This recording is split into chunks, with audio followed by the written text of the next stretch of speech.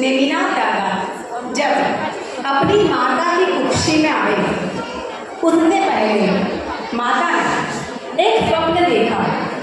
उस स्वप्न में उन्होंने एकदम हरा भरा फैला हुआ फूला हुआ आम्र वृक्ष देखा और किसी ने स्वप्न में ये भी कहा कि ये आम्र वृक्ष 9 बार खिलेगा और जितना खिलते जाएगा उतना और फलदायी होगा। अब पहले के ज़माने में जब स्वप्न देखते थे ना तो हम लाइट में गिर गए। आप तो हमें पता नहीं कितने सपना आता है। तो पहले के ज़माने में वो रानी ने सुबह उठकर महाराजा से पूछा, बोला कि मुझे ये स्वप्न आया है। तो महाराजा ने स्वप्न पाठक को बुलाया और बताया कि इस स्वप्न का अर्थ क्या है। तो स्वप्न पाठक ने बताया कि ये तो अधिक शुभ संकेत है राजन, आपके घर में श्रेष्ठ आम्र वृक्ष जैसा पुत्र का जन्म होगा। पर राजन ने कहा, पर मतलब क्या?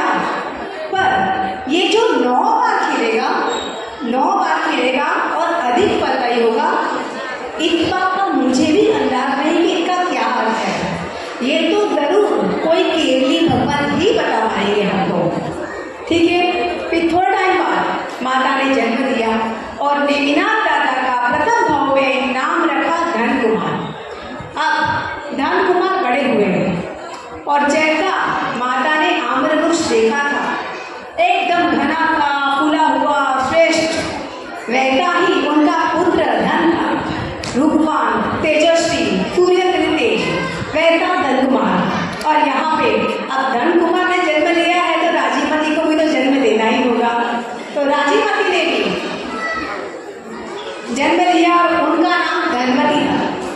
अब धनवती यौवन अवस्था में एक उद्यान में घूम रही थी। उद्यान यानी बगीचा, गार्डन, है ना। मैं थोड़ा सा वो वाला वर्ड भी बोलूँगी ताकि बच्चों को भी स्टोरियाँ सुननी अच्छी लगे तो उनको समझ में आए। तो जब राजीवती उद्यान में घूम रही थी तब वहाँ पे उन्होंने किसी के हाथ में धन कुमार का चित्र देखा, सिर्फ चित्र देखा। और जैसे ही वो चित्र देखा वो एकदम से मोहित हो गई।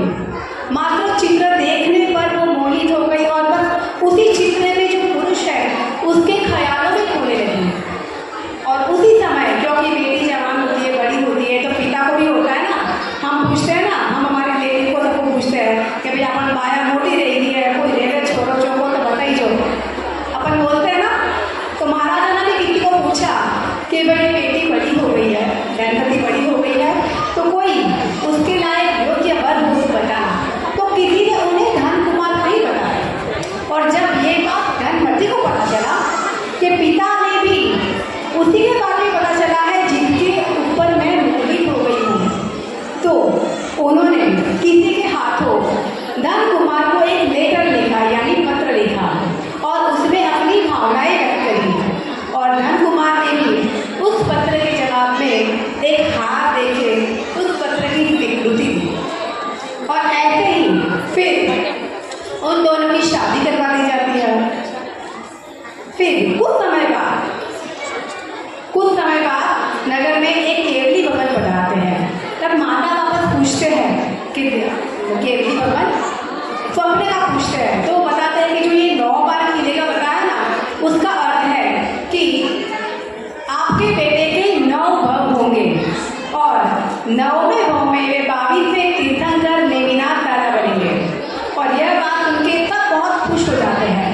कुछ समय बाद नगर में एक साधु मत आता है, तो धन कुमार